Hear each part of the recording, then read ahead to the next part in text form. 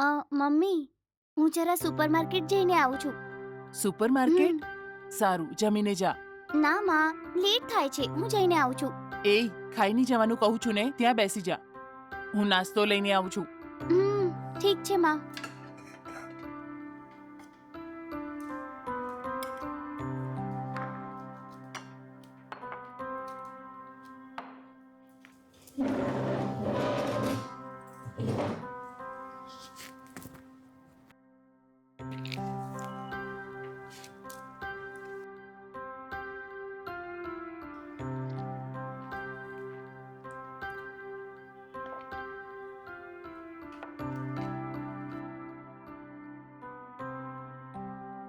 હા તો એ બોલ, તું સુપરમાર્કેટ કેમ જાય છે?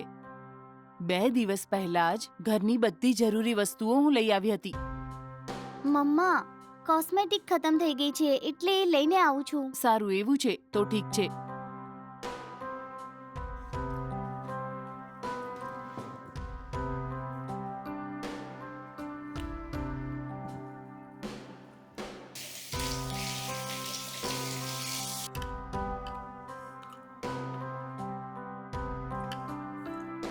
સારું મમ્મી, હું જાઉં છું. સાચવીને જજે. હમ.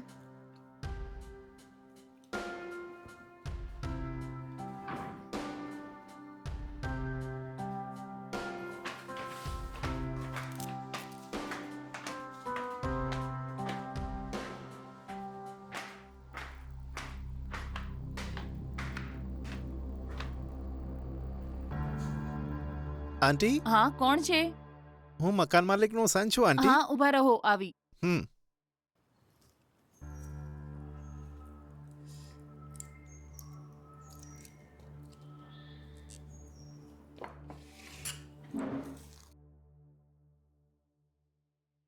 સારું, કહો, તમે જ હાઉસ ઓનરના દીકરા છો? હા આંટી, હું દિલ્હીમાં ભણતો હતો. ગઈકાલે સાંજે જ મુંબઈ આવ્યો છું. ઓહ, એવું છે. કાલે હું અને તમારી મમ્મી તમારા વિશે વાત કરતા હતા. હમ. બોલો, શું વાત છે? હજુ સુધી તમે ભાડું નથી આપ્યું, એટલે માએ મને કીધું કે તમારી પાસેથી હું ભાડું લઈને આવું. અચ્છા, એવું છે. હમ. પણ હમણાં પૈસા નથી મારી પાસે. સાંજે આવો, પૈસા આપી દઈશ. કંઈ વાંધો નહીં આંટી, તમે પૈસા લઈ રાખો, હું સાંજે આવીને લઈ જઈશ. સારું, સાંજે આવજો. હા સારું આંટી.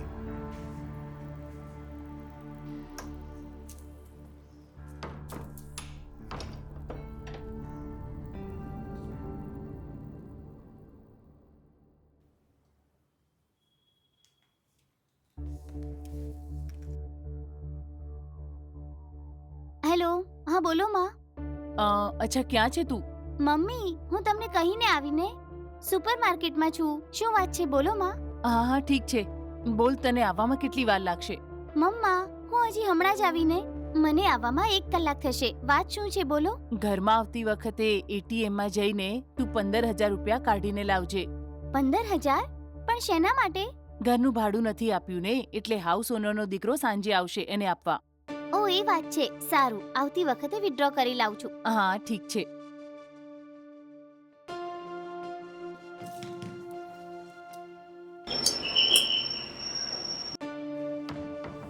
હા, અંદર આવ.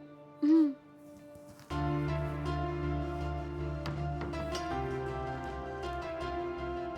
તો થઈ ગઈ તારી બધી શોપિંગ? હા હા મમ્મા, હું 2 નેલ પોલિશ લઈને આવી છું. શું કીધું? 2 નેલ પોલિશ ખરીદવા તું આટલી દૂર સુપરમાર્કેટ ગઈ હતી? સારું, એટીએમ માંથી પૈસા વિથડ્રો કર્યા? વિથડ્રો કર્યા મમ્મા. લાવો. હમ. ઠીક છે. હમ. હેલો. હાય શ્વેતા, હા હાય, બોલો ને. સારી છે ને? હા, હું ઠીક છું. તમે કેમ છો? હા, હું પણ સારો છું. એ વાત જવા દે. 1 કલાકથી હું સતત ફોન કરું છું, ફોન ઉઠાયો નહીં? બહુ બિઝી છે? હા બિલકુલ, હું થોડી કામમાં બિઝી હતી, એટલે તમે ફોન કર્યો તો મેં અટેન્ડ ન કર્યો. હા, એ બોલો, કેમ ફોન કર્યો તમે? કંઈ નહીં, અચાનક તમારી યાદ આવી એટલે મેં કીધું કે તમને ફોન કરી દઉં. આપણે બંને ઘણા સમયથી ફોન પર જ વાત કરીએ છીએ. રૂબરૂ મળવાની ઈચ્છા થઈ છે. આ વીકેન્ડ ક્યાંક આપણે રૂબરૂ મળીએ. હેલો, મને ઇન્સ્ટાગ્રામ પર ફોલો કરતા 4 મહિના થઈ ગયા ને, અને હજી 3 મહિનાથી જ આપણે ફોન ઉપર વાત કરીએ છીએ ને. આટલી પણ જલ્દી શું છે મળવાની? 1 મહિનો જવા દો, પછી મળીશું. શું કીધું? હજુ 1 મહિનો વેઇટ કરવી પડશે? અરે રે, હું તો મરી જઈશ. તમને મળવા માટે મારું દિલ મચલી રહ્યું છે, ખબર છે? આ વીકેન્ડમાં મળીએ પ્લીઝ. ઠીક છે, કોશિશ કરું છું. હલો મેડમ, આમ કેમ બોલો છો તમે? કીધું ને તમને મળવા માટે જીવ મચળે છે મારો. પ્લીઝ આ અઠવાડિયે થોડો ટાઈમ નીકાળીને મને મળવાનો પ્રયત્ન કરો ને. એમ વાત છે? સારું, એક કામ કરીએ. તમે નેક્સ્ટ સન્ડે ફ્રી છો કે? હલો, તમારે મળવું હોય તો હું મારી જાતને ફ્રી કરી દઈશ. ક્યારે મળવું છે એ તો બતાવો. સારું, નેક્સ્ટ સન્ડે ફ્રી ટાઈમ હશે એટલે હું કહીશ. ત્યારે આપણે બંને મળીશું. ઓ એવું છે, થેન્ક યુ વેરી મચ. વિચાર્યું પણ નહોતું કે તમે આટલી જલ્દી રાજી થઈ જશો. સાંભળો, કોઈ આવે છે, હું પછી વાત કરું છું. હા સારું.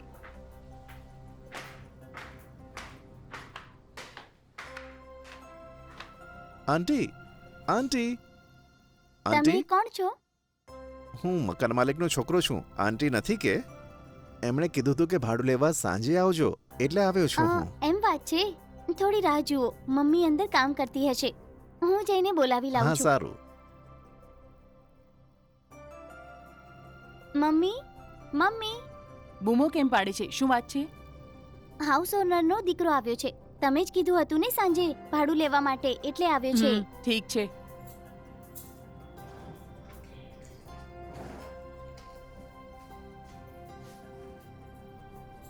આ લે બેટા, 15,000 છે, ગણી લે.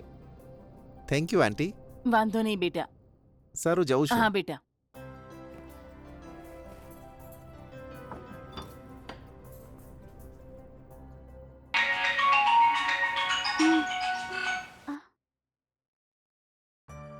હલો. હલો, શું થયું? અવાજ કેમ આવો છે? તબિયત બરાબર છે ને? અરે ના, બોલો.